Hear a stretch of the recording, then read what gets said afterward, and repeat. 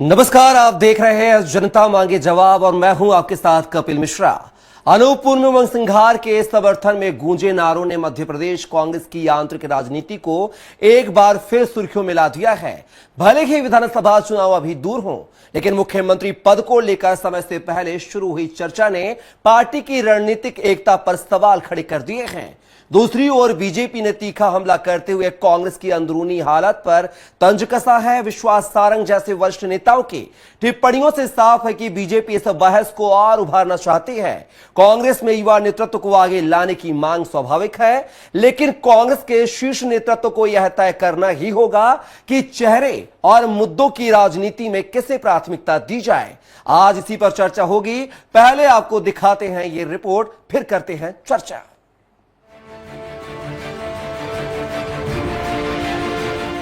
मुख्यमंत्री कैसा हो? हमारा मुख्यमंत्री कैसा हो? अनूपपुर के एक कार्यक्रम में उमंग सिंघार को मुख्यमंत्री बनाए जाने के नारों ने आंतरिक संगठन को मजबूत करने में जुटी कांग्रेस में नया तूफान खड़ा कर दिया है। मध्य प्रदेश की राजनीति में अभी विधानसभा चुनाव को भले ही 3 साल बाकी हैं, लेकिन कांग्रेस और मुख्यमंत्री पद को लेकर चर्चाएं अभी से जोर पकड़ने लगी हैं। नारों के जरिए सीएम फेस तय किया जाना इस बात का संकेत है कि पार्टी कार्यकर्ता अब नेता के नाम पर भी खुलकर सामने आने लगे हैं। पूर्व मंत्री और कांग्रेस विधायक उमंग सिंघार का अनूपपुर दौरा स्वागत और शक्ति प्रदर्शन का प्रतीक बन गया। हालांकि उन्होंने मंच से साफ शब्दों में कहा कि उनकी मुख्यमंत्री बनने की कोई इच्छा नहीं है, लेकिन जो नारे लगे, जो जोश दिखा, उसने राजनीतिक हलकों में नए कयासों को जन्म दे दिया। जनता बोल रही है पटकनी कहाँ हुई, ये तो जनता का व्यूज थे जो सामने आए, लेकिन कांग्रेस एकजुट है राहुल गांधी जी के नेतृत्व में, खड़गे जी के नेतृत्व में। कांग्रेस में सीएम फेस के नारे को बीजेपी ने भुनाने में देर नहीं की। मंत्री विश्वास सारंग ने कहा कि कांग्रेस की दुकान और शोरूम बंद हो गए हैं। कांग्रेस में अगर मगर की राजनीति जारी है। इशारों इशारों में यह भी कह दिया कि ना कांग्रेस की सरकार आएगी, ना कोई सीएम बनेगा। सूत ना कपास, जुलाओं में लट्ठम लट्ठा। कांग्रेस की स्थिति बद से बदतर है। संगठन समाप्त है। संगठन के नेता आपस में झगड़ा कर रहे हैं। मेरी मौसी को मूछें होंगी तो मैं उन्हें मामा कहूंगा। अरे अभी ना मौसी को मूछें होंगी ना आप मामा कह पाओगे। यह पहला मौका नहीं है जब कांग्रेस में समय से पहले सीएम फेस को लेकर अटकलें तेज हुई हों। कमलनाथ की उम्र और सक्रियता को लेकर कई बार सवाल उठते रहे हैं। युवा नेताओं जैसे उमंग सिंघार, जयवर्धन सिंह, जीतू पटवारी, कमलेश्वर पटेल को लेकर भी कार्यकर्ताओं में उत्साह देखा गया है। लेकिन सवाल यह है कि समय से पहले सीएम के नाम की चर्चा और खुले मंच से नारेबाजी पार्टी के लिए कितनी फायदेमंद साबित होगी। Bureau report, Swaraj express. तो देखा आपने, कांग्रेस में सीएम फेस पर सियासत हो रही है। इस मुद्दे पर चर्चा के लिए हमारे साथ एक विशेष पैनल जुड़ गया है। परिचय करवा देता हूं। हमारे साथ बीजेपी प्रवक्ता योगेश गुप्ता जी जुड़ गए हैं, साथ ही कांग्रेस प्रवक्ता धर्मेंद्र शर्मा जी और वरिष्ठ पत्रकार देवदत्त दुबे साहब हैं। तीनों मेहमानों का बहुत स्वागत है हमारी चर्चा में।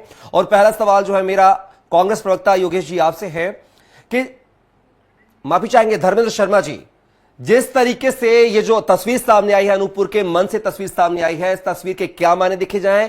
क्या ये जनता की आवाज, दिल से निकली हुई आवाज है, या फिर इस जनता को गुमराह कर प्री प्लान के तहत ये सीएम के बनने के जो है नारे लगवाए गए हैं? इन नारों के क्या मायने देखे जाएं?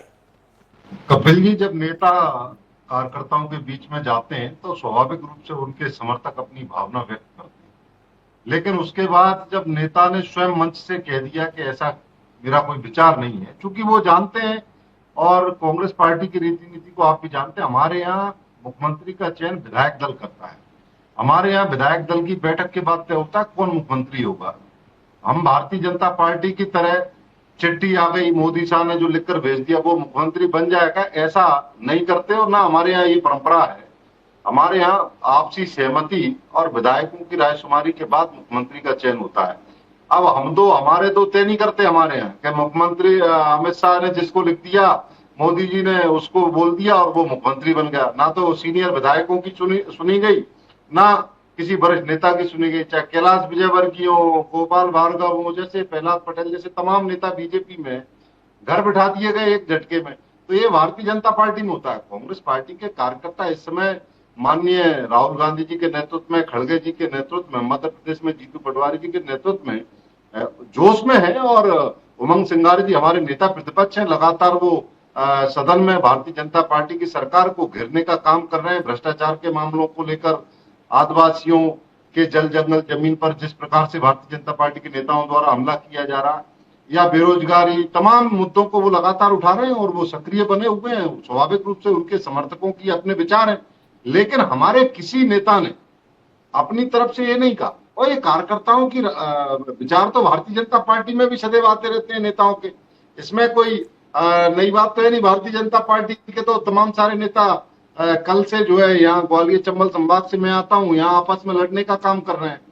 एक सिंधिया जी का गुट सिंधिया जी को महान बताने के लिए काम कर रहा है, उधर उनका नरेंद्र सिंह तोमर जी का गुट उनको महान बताने के लिए काम कर रहा है।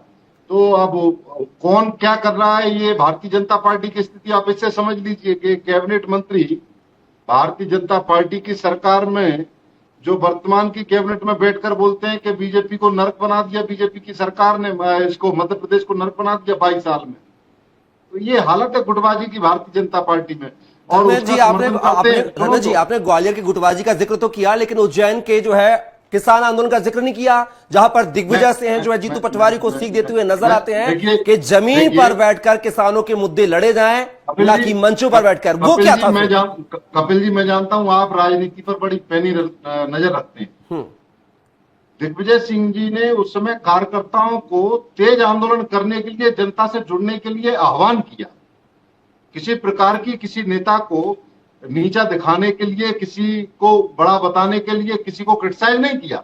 लेकिन यहाँ क्या हो रहा है, भारत सिंह कुशवाहा कह रहे हैं कलेक्टर कमिश्नर अच्छा काम कर रहे हैं, और प्रद्युम्न सिंह तोमर कह रहे हैं कलेक्टर कमिश्नर मेरी नहीं सुन रहे। कल तो एक और कदम आगे बढ़ के ज्योतिरादित्य सिंधिया जी ने एक कार्यकर्ता से जब वो मिले स्वागत के दौरान, उन्होंने कहा कि ग्वालियर की सड़कें तो बाकी बदहाल है, ग्वालियर की हालत तो बहुत ही खराब हो चुकी है, नर्क जैसी हालत बना दी 22 साल की बीजेपी की सरकार ने।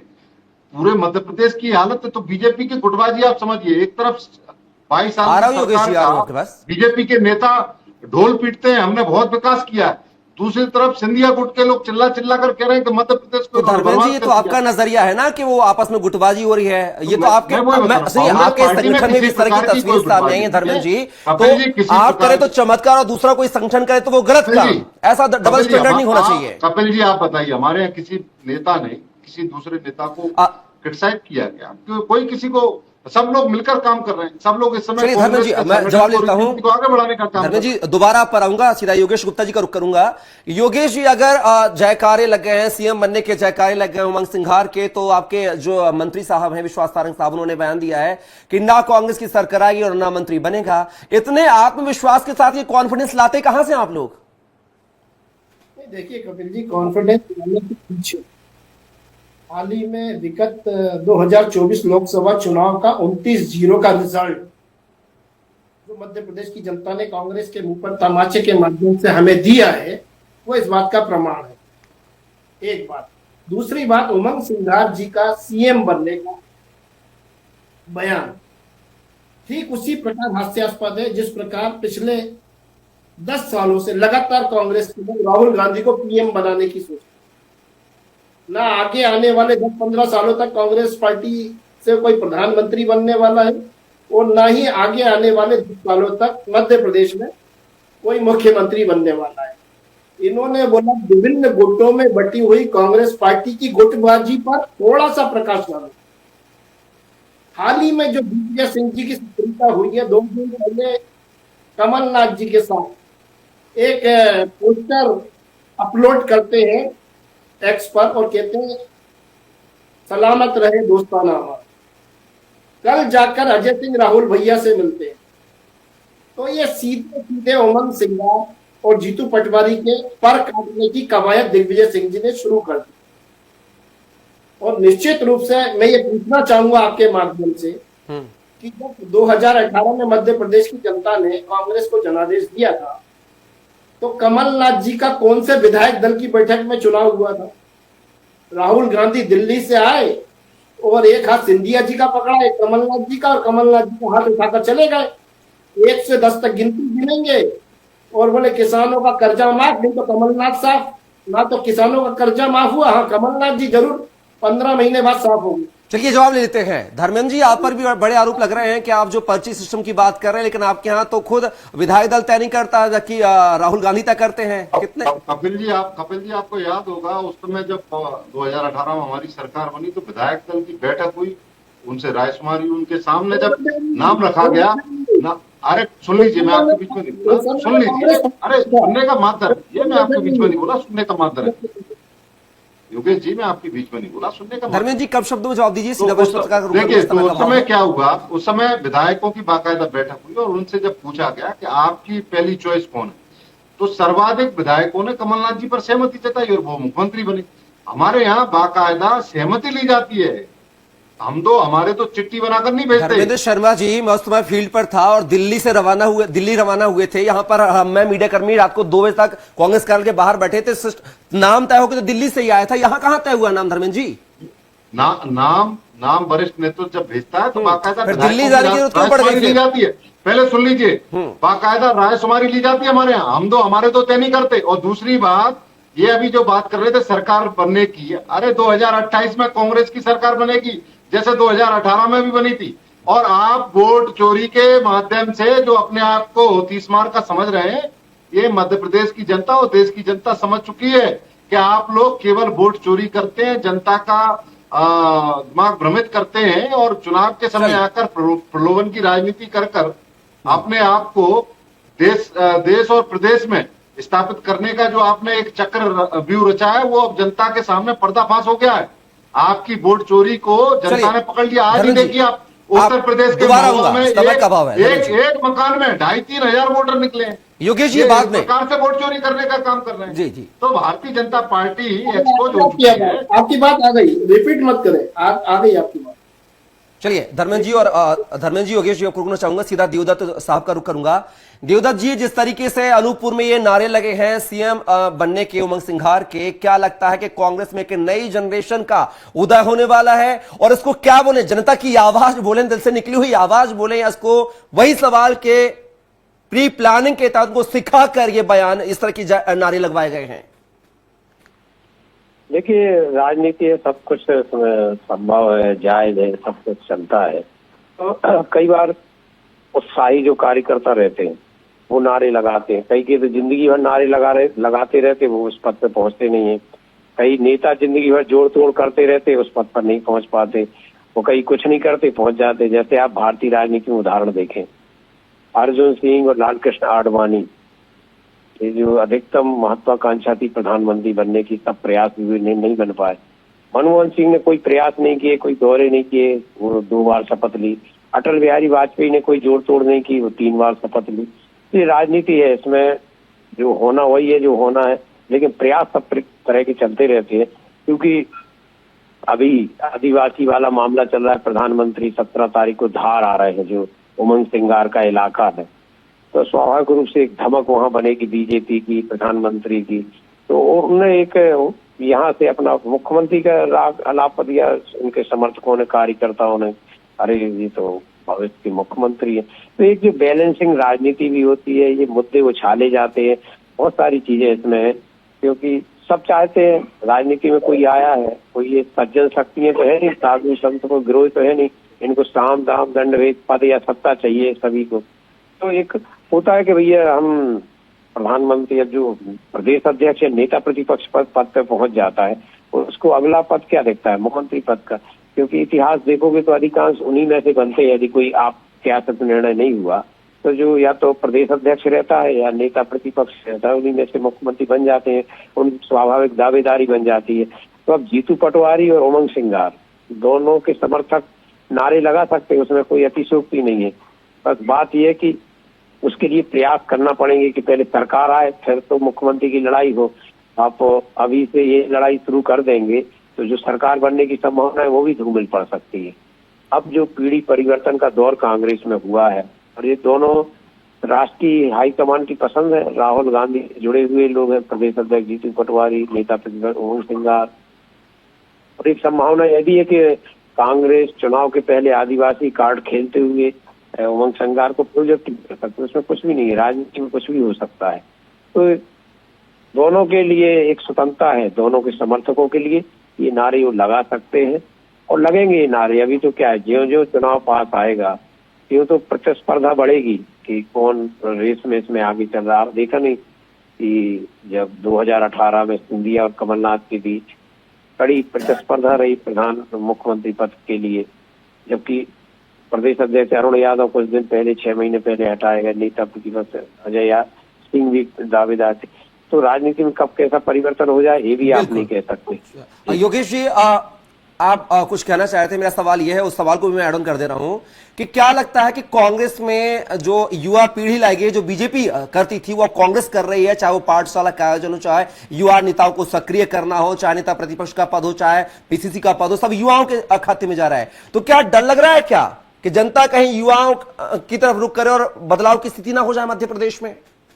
देखिए कपिल जी, नकल के लिए अकल की आवश्यकता, और कांग्रेस के जो संगठन है और कांग्रेस का जो पुराना इतिहास ये बताता है कि 75 सालों में कभी कांग्रेस पार्टी ने किसी भी प्रदेश में किसी भी आदिवासी को मुख्यमंत्री नहीं बनाया। एक बार राष्ट्रीय अध्यक्ष के पद पर सीताराम केसरी जी को बिठाया था, घोर अपमानित करके उनको कुर्सी से खींच दिया गया।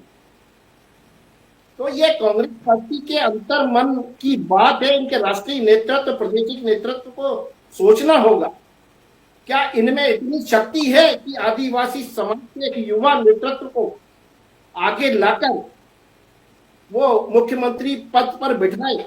ऐसा संभव इसलिए नहीं होता क्योंकि जब सुभाष यादव जी मुख्यमंत्री बनने वाले थे तो उसमें दिग्विजय सिंह और कमलनाथ ने वीटो करके अर्जुन सिंह जी को मुख्यमंत्री बनवाया था। तो पिछड़ों का अपमान करने वाली कांग्रेस पार्टी, आदिवासी दलितों का अपमान करने वाली कांग्रेस पार्टी, इनके इतिहास में ये नहीं है। ये कभी किसी पिछड़े और आदिवासी तबके से किसी समय का अभाव है, प्रतिक्रिया लेता हूं। धर्मेंद्र जी, बड़े आरोप लग रहे हैं, आप राजनीति करते हैं, आदिवासियों को आगे लाते हैं, आदिवासियों की बात करते हैं, अलग धर्म की मांग करते हैं, आपके नेता आदिवासी कोड की मांग करते हैं, लेकिन आदिवासियों को हक नहीं देते, कांग्रेस पार्टी में पद नहीं देते, ऐसा वो आरोप लगा रहे हैं। मुख्यमंत्री का भी आपने नॉमिनेशन नहीं दिया है, प्रधानमंत्री के पद के लिए कभी नॉमिनेट नहीं किया है, राष्ट्रीय अध्यक्ष के लिए कभी नॉमिनेट नहीं किया है। ये तरह तरह के सवाल हैं। ये आदिवासियों को वनवासी कहकर उनका अपमान करने वाली भारतीय जनता पार्टी पता नहीं कैसे आदिवासियों की शुभचिंतक होने का ढोंग कर लेती है। ये बड़े बेशर्म लोग हैं। इनको तो आदिवासी समाज के भाई बहनों से माफी मांगनी चाहिए। इन्होंने जिस प्रकार से उनके जल जंगल जमीन को उनसे छीनने का कुकृत्य किया है, उसके लिए आदिवासी समाज इनको माफ नहीं करेगा। और मध्य प्रदेश की राजनीति की आप अगर बात करें तो ये बात आप मान लीजिए कि भारतीय जनता पार्टी इस समय डरी हुई है। मध्य प्रदेश में कांग्रेस पार्टी का संगठन पूरी मजबूती से माननीय जीतू पटवारी जी के नेतृत्व में, उमंग सिंघार जी के नेतृत्व में खड़ा हो रहा है। और आने वाले समय में आप देखेंगे भारतीय जनता पार्टी के भ्रष्टाचार, कुशासन के मुद्दे जनता के बीच में और तेजी से उठने वाले हैं। और ये मध्य प्रदेश से अब इनकी विदाई होने वाली है। योगेश जी, 30 सेकंड में प्रतिक्रिया सरकार बनेगी, आप लिख लीजिए। धर्मेंद्र जी, बस 30 सेकंड में प्रतिक्रिया। योगेश जी, देखिए कपिल जी, ऐसा ही कुछ इन्होंने 2023 के विधानसभा चुनाव में दावा किया था कि सरकार मध्य प्रदेश में कांग्रेस की बनेगी, और चोरी और डकैती के आरोप में राहुल गांधी एंड पूरा उनकी फैमिली पूरी जमानत पर चल रही है। तो चोरी और डकैती जैसे अमर्यादित अमित शाह है, अमित शाह तड़ीपार है, बाहर घूम रहा है आपका गृह मंत्री, पता है कि नहीं पता आपको? उनको बड़ा सबक सिखाने जो गृह मंत्री अमित शाह वो तड़ीपार है, पता है कि नहीं पता आपको? देश आज पूरे भारतीय जनता पार्टी में भ्रष्टाचारी और लोगों की भरमार है। कोई निर्णय नहीं होते हैं। चलिए योगेश जी, समय का अभाव है। धर्मेंद्र जी, समय का अभाव। धर्मेंद्र जी, योगेश जी, धर्मेंद्र जी, समय का अभाव है। धर्मेंद्र जी, एक लाइन में मेरा एक सवाल है, एक लाइन में जवाब चाहूंगा, सीधा देवदत्त साहब का रुख करूंगा। 2018 में कांग्रेस की सरकार बनने के बाद विधायकों को एकजुट ना कर पाने वाली कांग्रेस 2028 में कैसे दावे करी और दावे कैसे सच्चाई में तब्दील होंगे? एक लाइन में जवाब चाहूंगा सर, 30 सेकंड में। दम पर विधायक खरीद कर इन्होंने सरकार गिराने का पाप किया, हिसाब लेंगे इनसे। और दूसरी बात, इस समय मध्य प्रदेश की चाहे युवाओं की बात करें, माताएं बहनों की बात करें, या जनता की बात करें, किसानों की बात करें, चारों तरफ अराजकता का माहौल है। भ्रष्टाचार इतना हावी हो चुका है। आप देखिए अव्यवस्थाओं का अंबर फैला चलिए। हुआ है चारों तरफ। चार के जनता आरोप त्राही में त्राही कर रही है। धर्मेंद्र जी और योगी जी प्लीज, समय का अभाव है। सीधा देवदत्त साहब की ओर रुख करूंगा। देवदत्त साहब, क्या लगता है 2018 के चुनाव में कांग्रेस की सरकार बनी बनाई जो अपने विधायकों को एकजुट नहीं कर पाई है, सरकार 18 महीने में गिर गई है, वो 2028 में फिर से सरकार बनाने का दावा कर रहे हैं, कितनी सच्चाई होगी इनके दावों में? देखो, राजनीति कर रहे हैं तो क्या है, वो तो संभावनाएं लेके चलेंगे ही। ये हकीकत तो जनता बताएगी कि 28 में क्या होगा। वो ये तो नहीं कह सकते कि हम सरकार नहीं बनाएंगे, नहीं ना कार्यकर्ता जुटेंगे ना उनकी जनता उठे, सब दावा करते हैं। मैंने तो कई चुनाव में ये देखा कि जिन प्रत्याशियों की जमानत जब्त होने वाली होती है वो कहते हैं कि हम जीत रहे हैं। तो ये तो संभावना खेल हर कोई करता है और करना भी चाहिए। और 18 में कैसे सरकार बन गई थी? 6 महीने में कमलनाथ, दिग्विजय सिंह और सिंधिया ने एकता दिखाई, सरकार बन गई। कुछ टिकट वितरण कुछ ऐसा, तो कुछ भी हो सकता है। मध्य प्रदेश में 2 दलीय व्यवस्था है, भाजपा या कांग्रेस, तो इसमें दोनों दलों को पर्याप्त रूप से अवसर है, पर्याप्त रूप से दोनों को सोचने का विषय है, कहने का विषय है। कोई इसमें अतिशयोक्ति नहीं है, सब दावे कर सकते हैं अपनी अपनी सरकार बनाने का। ये जनता को तय करना कि आखिर वो किसकी सरकार बनाएगी। और चलिए, देवदत्त जी, धर्मेंद्र जी और साथी योगेश जी, आप तीनों में हमारी चर्चा का हिस्सा बने, उसके लिए तीनों का बहुत शुक्रिया, धन्यवाद। लेकिन कहीं ना कहीं अनूपपुर के मन से जो नारे लगे हैं सीएम बनाने को लेकर, उमंग सिंघार को लेकर, उन नारों ने मध्य प्रदेश में एक नई सियासत को जन्म दे दिया है। क्या ये बयानों के जो मायने हैं, क्या आने वाले 2028 के चुनाव में बतौर मुख्यमंत्री के पद को लेकर आदिवासी चेहरा यानी कि उमंग सिंघार पर दांव खेला जाएगा या फिर कोई और चेहरा होगा? क्या उमंग सिंघार को पूरी कांग्रेस हजम कर पाएगी या नहीं, यह भी देखना दिलचस्प होगा। फिलहाल के लिए इस चर्चा में बस इतना ही। आप बने रहिए स्वराज एक्सप्रेस के साथ। नमस्कार।